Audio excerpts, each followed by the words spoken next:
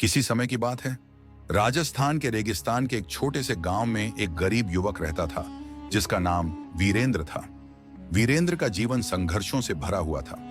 वह मिट्टी के बर्तन बनाकर अपना और अपनी बीमार मां का पेट पालता था, लेकिन वह हमेशा अपनी किस्मत को कोसता था।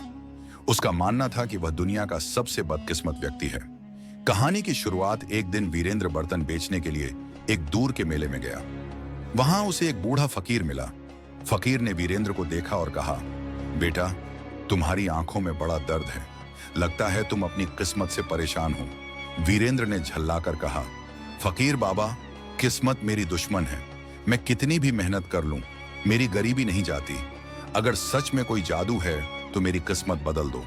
फकीर ने मुस्कुराते हुए कहा, किस्मत बदलने का राज है मेहनत और समझदारी। लेकिन अगर तुम सच में इसे देखना चाहते हो तो मैं तुम्हें एक मौका दूंगा। यह एक ऐसा सफर होगा जहां तुम्हें अपनी किस्मत खुद बनानी होगी। तैयार हो? वीरेंद्र बिना कुछ सोचे तैयार हो गया। रहस्यमय यात्रा की शुरुआत फकीर ने उसे 3 इशारे दिए। 1, पहला कदम अपने डर का सामना करना। 2, दूसरा कदम अपने अंदर छुपे हुनर को पहचानना। तीसरा कदम दूसरों की भलाई करना। फकीर ने वीरेंद्र को एक रहस्यमय नक्शा दिया और कहा, इस नक्शे को समझकर यात्रा शुरू करो। रास्ते में तुम्हें चुनौतियां मिलेंगी, जो इन्हें पार करेगा वह अपनी किस्मत बदल सकता है। पहला पड़ाव, डर का सामना। वीरेंद्र ने अपनी यात्रा शुरू की। कुछ ही दूर चलने पर वह एक घने जंगल में पहुंचा। वहां रात होने लगी और जंगली जानवरों की आवाजें सुनाई देने लगी। वीरेंद्र डर से कांपने लगा। तभी उसे याद आया फकीर का पहला इशारा, डर का सामना करना।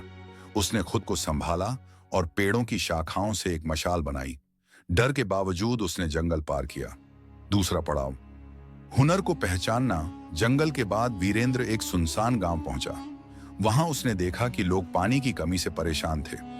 एक बुजुर्ग ने उससे कहा, यहां हर साल सूखा पड़ता है, हमारे पास पानी बचाने का कोई साधन नहीं है। वीरेंद्र ने सोचा, मैं तो बर्तन बनाने में माहिर हूं, क्यों ना मैं इन लोगों के लिए बड़े घड़े और पानी के टैंक बनाऊं। उसने अपने हुनर का इस्तेमाल किया और गांव के लिए पानी जमा करने के साधन बनाए। कुछ ही दिनों में गांव में पानी की कमी खत्म हो गई।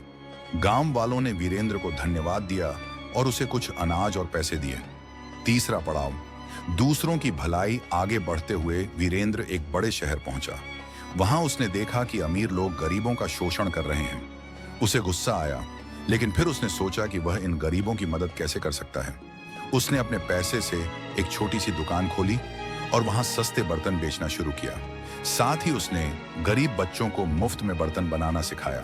धीरे धीरे उसकी दुकान मशहूर हो गई और लोग उसकी मदद करने लगे।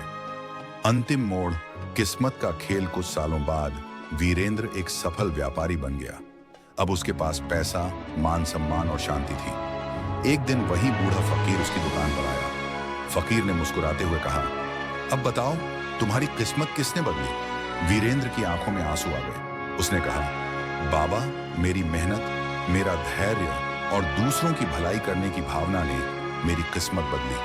फकीर ने कहा, यही तो मैं तुम्हें सिखाना चाहता था। किस्मत वही बनाता है जो खुद पर भरोसा करता है और मेहनत से पीछे नहीं हटता।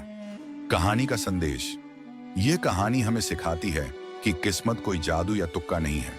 यह हमारी मेहनत, साहस और सही फैसलों का परिणाम है। यदि हम अपने डर का सामना करें, अपने हुनर को पहचानें और दूसरों की मदद करें, तो हमारी किस्मत जरूर बदल सकती है।